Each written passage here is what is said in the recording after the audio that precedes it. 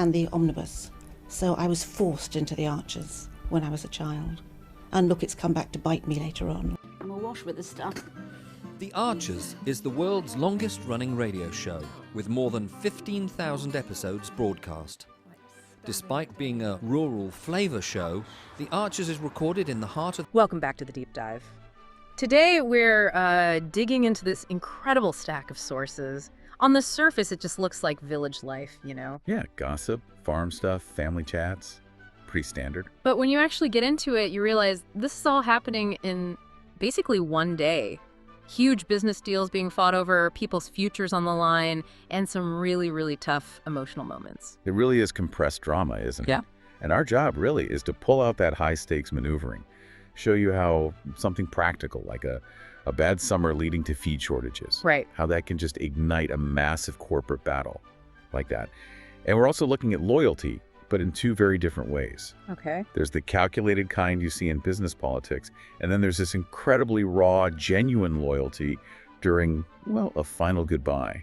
It's quite the contrast. So we've got Brian grappling with this huge decision about BL rewilding shares. We've got farmers just struggling to figure out how they'll survive the winter, and the whole community bracing for this historic loss. And then, right at the end, everything just flips for one character. A totally shocking discovery. It moves so fast. From the everyday to the absolutely monumental in, like, seconds. Okay, let's unpack this. Right. Let's start with that everyday reality, because it really grounds the whole economic situation for you. The day kicks off with Brad just doing an errand, trying to get some cheese for Bert's toastie. Simple enough, you'd think. He hits a wall immediately, doesn't he? He's after the sterling gold, but notes it's pricey. Yeah, all a bit beyond my budget, he says. And that one little comment, that tells you more than pages of financial reports sometimes. It sets up the background anxiety about money, about resources, that feeds into all the bigger arguments later. Precisely. And while he's there, dealing with cheese prices, you get the classic village background noise. The gossip. Ah, yes. He bumps into George, and what are they talking about? The cricket team failing. Of course. Total deflection. Complaining about Freddie Pigger's management couldn't run a bath, apparently. And having a go at Lily for not knowing anything about it. Yeah. Like comparing her cricket knowledge to George knowing about, what was it, nuclear physics? It's just filler, isn't it? Yeah. But underneath all that, there's Tony worried sick about feed shortages from the dry spring and summer. That's the real ticking clock behind the scenes. Exactly. They're chatting about bad batting while the whole farming economy is shaky. But Brad does have that nice moment too, doesn't he? Reminds George to wish Poppy happy birthday. Oh, yeah. And mentions the special handmade jewelry box he made. Yeah. And that contrast is key. It shows how quickly they switch gears between the petty stuff, the really deep stuff, and the just plain practical. And that practicality, that feed shortage, just pushes us straight into the big leagues. Farming, finance, the whole deal. Yeah, because the feed shortage is the direct trigger for this business clash. Right. So Justin kind of swoops in to talk to Brian. Brian's clearly trying to duck him. And Brian's just had enough. He says he's abandoning BL, the whole rewilding Ambridge project. He's sick of fighting. He just wants to get back to basics. What farmers should do, he thinks, is producing food, not playing these political games. But Justin won't take no for an answer, will he?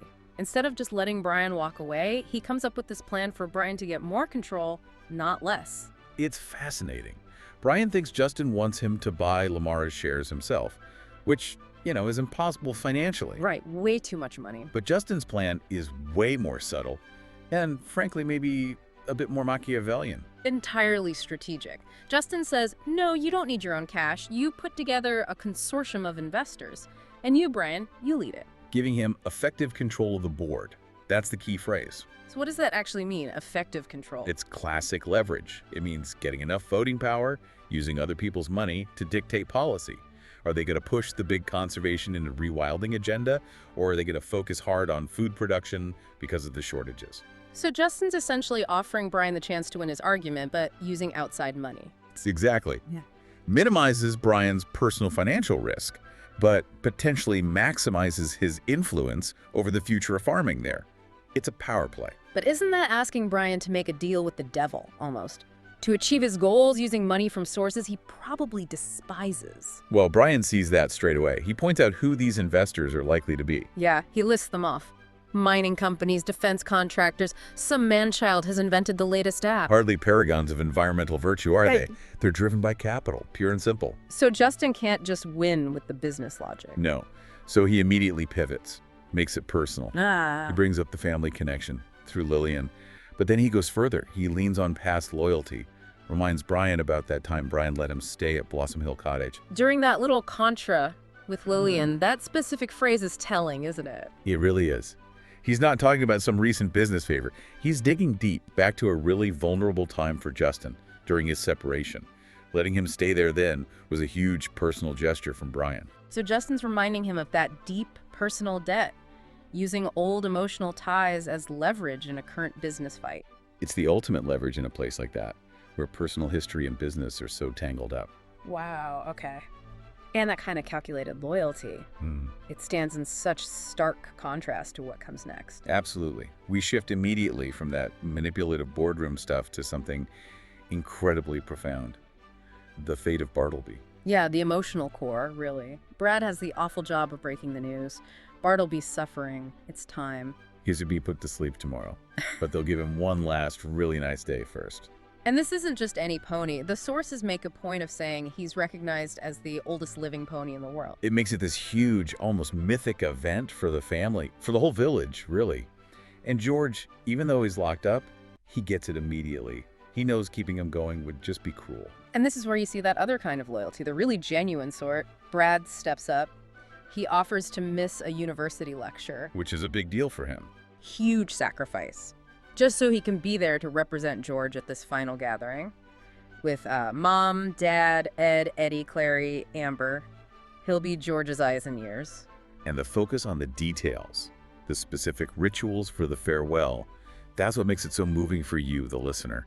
These small, specific requests are how George maintains some connection, some dignity, even while he's powerless inside. He can't be there, but he can dictate the terms of Bartleby's last day. Exactly. He needs to know Bartleby will get his favorites. The extra strong mints, digestive biscuits. And especially that honey sandwich. That detail really gets you, doesn't it? It's not just a treat. George specifically says it's what great-granddad Joe used to give him. It connects this final moment right back through generations. Decades of family history bound up in a simple sandwich for a pony.